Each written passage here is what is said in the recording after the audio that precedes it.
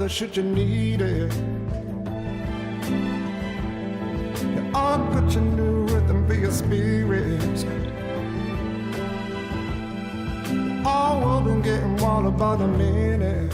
Hello and welcome to France 24's weekly music show with me, Marjorie Hache. My guests this week are Lindsey Stirling, an American musician known for her violin skills and choreographed performances to savvy combinations of classical music, pop, rock and electro. She got her big break over 10 years ago after taking part in the talent show America's Got Talent and creating beautiful music videos that went viral across the internet. I know we're only in November, but she's going to be telling us about her new Christmas record. We've also got Jonathan Jeremiah, a British singer-songwriter known for his folk-tinted rock and warm voice, who recently released his 5th studio album, Horsepower for the Streets, which drew a lot of inspiration from all over Europe. Now, you've both had careers that have spanned over a decade. Congratulations, and thank you for being with us here at the France 24 studio. Awesome. Thanks for having us. So, Lindsey, you were playing in Paris last night at the Maroquinerie. What was it like? It was really magical. It was especially crazy because almost exactly 10 years ago, that was the first venue I ever played in France. And so to be able to return to there, and as soon as I walked in, I was just filled with all these memories of that first show. And some of the fans that were at that first show were like right up against the stage, and to see them, I'm like, you guys have grown up. Like, we've all grown up, and, you know, to still be getting to share those experiences with my French fans, it was really magical. Oh, that sounds fantastic. Now, Jonathan, you're no stranger to France. You just arrived this morning, and your last album actually was composed very much in France, just outside Bordeaux, in a country house. And what I read was really interesting is that you were very inspired by a German surrealist painting that you saw, amongst others, in this house called Neo Rausch. Can you tell us a little bit about how he inspired? What How did you get all this information? It's so accurate. This is good. We try. Yeah, I'd never really toured France at all. You know, my sister lived in Paris. She's a designer. She's keeps me dressed well. But I'd never really gotten to see anything of France. And then suddenly you get to have this tour, and it was just before lockdown and a few days off. And you see you got all the band in this country house outside of Bordeaux. You'd have loved it. I think I would have. You would have loved it. Yeah. Half the guys are really good cooks, the half of us are not. And I'll let you guys decide which one I was. And there was a piano in the corner with a fireplace. And so, you know, we're entertaining the cooks. And before you know it, you're writing a record and you're getting that kind of, that flavour. And what about this painting by Neo Rauch? Was that something that inspired your song Young Blood? Yeah.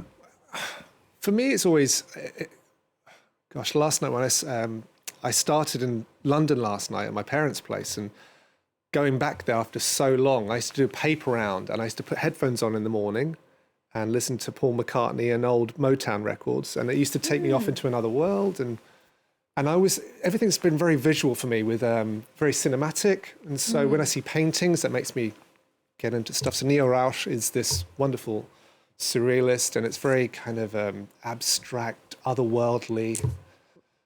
Yeah, it makes you want to write songs, and it's kind of linked to the story of 10 years of the Brixton riots. Oh, okay. Well, how about we check out the video for this song, Young Blood? Ooh.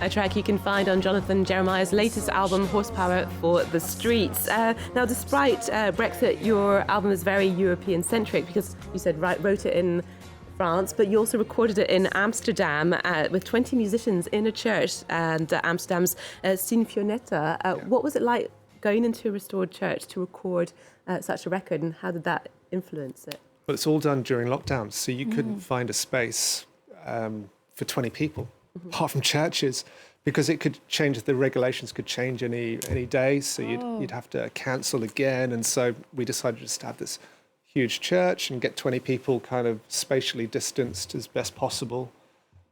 And, you know, I kind of grew up going to church anyway, so it's kind of a familiar ground. Did you ever go to church as a kid? I did. I still like going to church. So it is. Do you? I Okay. do. I'm one of the few like musicians I feel like that's still like, oh yeah, I like church.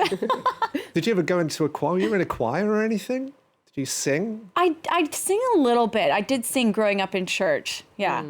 Lindsay, you're no stranger to switching styles up, actually, yourself. Do You know, switch from styles. classical to electronic, and then also the dancing. What comes first when you're composing? Is it dancing or is it the violin? You know. Oh, it's for sure the violin. I actually didn't start dancing till I was like in my mid-20s when I was like, I want to be a dancing violinist, which is funny because you would think I would know how to dance if I had that idea, but I didn't. But I've played the violin since I was 6. So for me, the music always comes first, but it's very inspired by like the feeling of like, oh, this makes me want to move, and that gets me excited to like push the song. Are you a dancer at all? I'm not the dancer. Oh, I'm surprised. Dancer.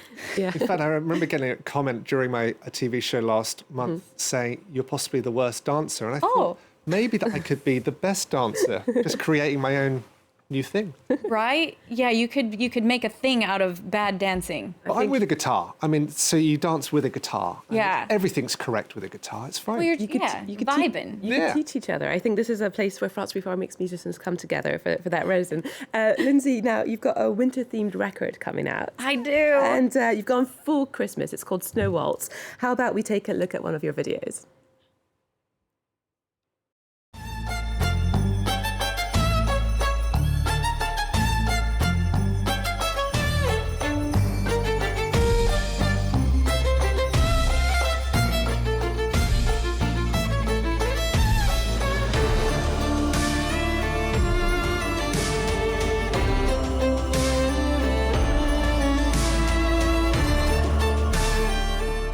Oh, beautiful video there. Lots of nutcracker vibes going on. What's your relationship with Christmas?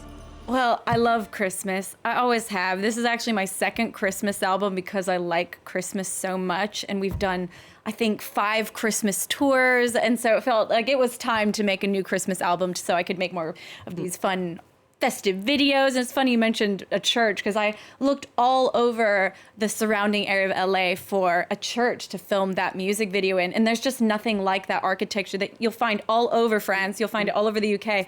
But we had to like build a set because there's just nothing like that exists. But anyways, I love Christmas. And in this video, we actually combined a little bit of like Halloween aesthetic with Christmas because I just like the holidays. Yeah, never too early to get into Christmas mode for you, even at Halloween. No. What's your vibe with Christmas? Are you? Christmas. Have you got a favourite Christmas song? I don't. I like lots of Elvis Christmas. Oh. I mean, I was always a big Elvis fan, Yeah. so the answer was always be Elvis to anything. Yeah.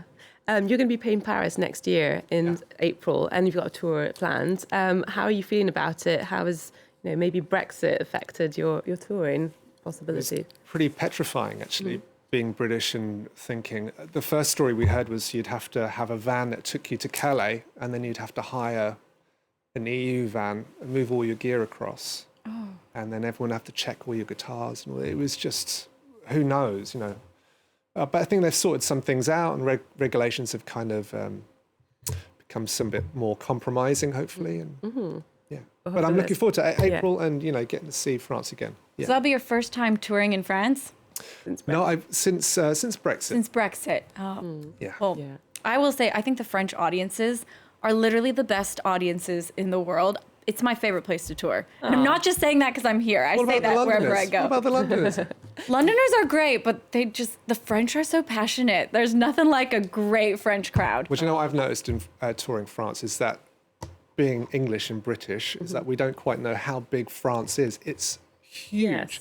And the south of France is so different to the north, and Lille has nothing to do with Angers. I mean, it's You could say the same with the UK, though, with I don't know. Scotland and Wales. They're quite different. Scotland, yes, absolutely. Absolutely. Question, because you're also involving in different realms, the realm of video games.